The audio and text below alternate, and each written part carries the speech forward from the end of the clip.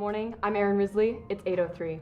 There will be a meeting for all those interested in fall workouts for wrestling this season on Thursday, August 24th at 3:30 in room 105. Weightlifting and open mat scheduling will be discussed. If you are involved in a fall sport, it is not necessary to attend. For any questions, contact Coach K in room 105. Carmel's annual visual arts competition is back and accepting submissions. All students are eligible to submit drawings, paintings, photographs, digital art, ceramics, mixed media, and more. The deadline is September 5th. Artwork is judged per grade level, and students can win up to $400. In addition to the competition, all submissions will be on public display at the Mundelein Arts Festival, September 9th and 10th. Winners of the competition will be announced at the festival on Sunday, September 10th. Go to tinyurl.com/cchs Mundelein Art for more information. Up next, we have a video explaining what the St. Cariti Honor Society is. My name is Ms. Kurger. I am the campus minister and Christian service coordinator at Carmel. And I'm Mrs. Titterton. I am the sustainability manager and a science teacher at Carmel. I also am the moderator for the Garden Club. Who is Saint Kateri? So Saint Kateri Tekakwitha, she is a saint who really had a strong passion for ecological service. She had a strong passion for ecology, a strong passion for ecological service, and she was also a young woman. So it was a person too that our students could relate to, which is why we chose her as the saint for this new Christian service on our society. She was Native American, and so she did have a strong commitment to the environment. One of the things that she used to do was she would put stones and rocks in the woods as a way of prayer and Stations of the Cross, and she would walk through the Stations of the Cross with that. So she was just someone of deep faith, and again, obviously as Native American, someone that had a strong commitment to the environment. She was a saint that I think for us also too was a young woman. So we felt like she was someone that our students could connect to and relate to. That's why we picked Kateri as the saint for this honor society. So this was something that Mrs. Titterton came to campus ministry and was very passionate about. And again, we love our students who go above and beyond the Christian service hour requirement. And so we already knew that a lot of our students were engaged in ecological service. And so we felt like what a great way to get our students even more excited about serving the environment. And also too, Catholic social teaching, one of the themes is care for creation. So it definitely was in line with the Christian service program and really wanted our students to be more passionate, engaged with serving the environment. Yeah, I just want to add to that.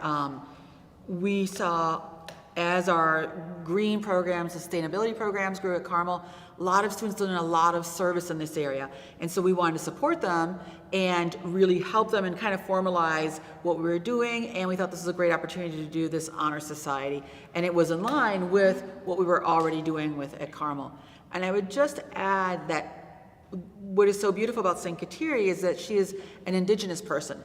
And so an important part of sustainability is really learning from our indigenous brothers and sisters and many of the beautiful practices and traditions and wisdom that they have regarding sustainability. Who can join the Honor Society? Really anyone. I mean, anybody that has a strong commitment to ecological service. So the requirements are 10 hours every academic year towards ecological service on top of the 20 required service hours. Yeah, so we were very intentional about what constitutes service in terms of Christian ecological service. So that comes under the heading of feeding the poor, right? So working in Elijah's garden, cultivating the soil and organic methods, growing plants, trimming the plants, anything involving Elijah's garden involves supporting and feeding the poor in our area.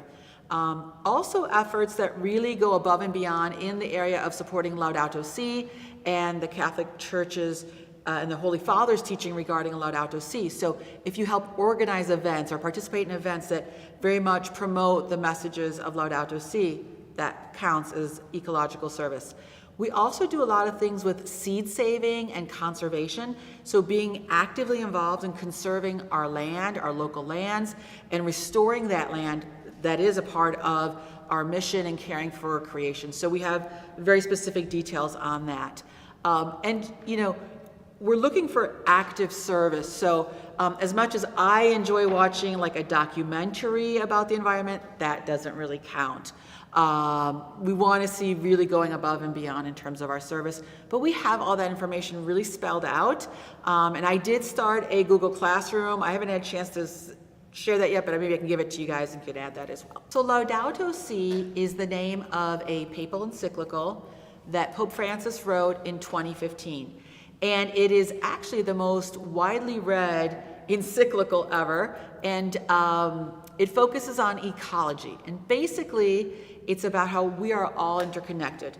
And so all of us, our actions here in the United States impact what happens in other parts of the world. And so we are all brothers and sisters with the ecology. And so the encyclical is important because the Holy Father expresses his concerns about the environment, and in particular about the marginalized people who are most likely going to experience the heaviest burdens of climate change. And he calls all of us, people of goodwill, not just Catholics, but all of us, to help care for creation. So the reason that this honor society is so special is it's specifically for ecological service. So St. Damien is service towards the poor, the vulnerable, and marginalized. So that would be an additional 10 hours of serving those that are in need. Whereas St. Therese as well is serving the Carmel Catholic community. So this one is specific really for service to the environment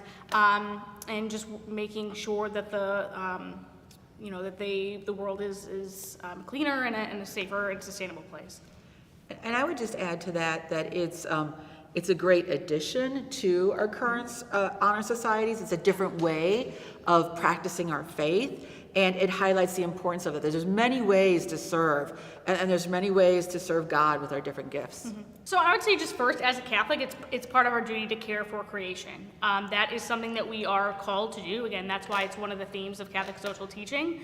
If you want to start going into the benefits of that honor society, if you engage in 10 hours of ecological service every academic year, you'll be honored at the senior honor convocation, and you will get a cord at your graduation, which I believe will be green and white. I would also share that we have a lot of fun, and many of the students that come out there with us learn so much. So a lot of them will say, I've never planted seeds before. I've never harvested produce. I've never tasted a tomato right off the vine. So you can come out and have a lot of these great experiences and just have a lot of fun with your friends and meet new people. Mm-hmm. What I would want to share is that everyone is welcome. Whoever you are, we would love to see you come and learn about caring for creation, our little corner of Lake County. Come learn how to feed those in need in our area, but everyone is welcome, no matter who you are, freshman, sophomore, junior, anyone is welcome. You love free food and getting paid daily? Then Portillo's is the place for you. We work around you with flexible scheduling so you have time to get your schoolwork done and get paid. It's a big deal.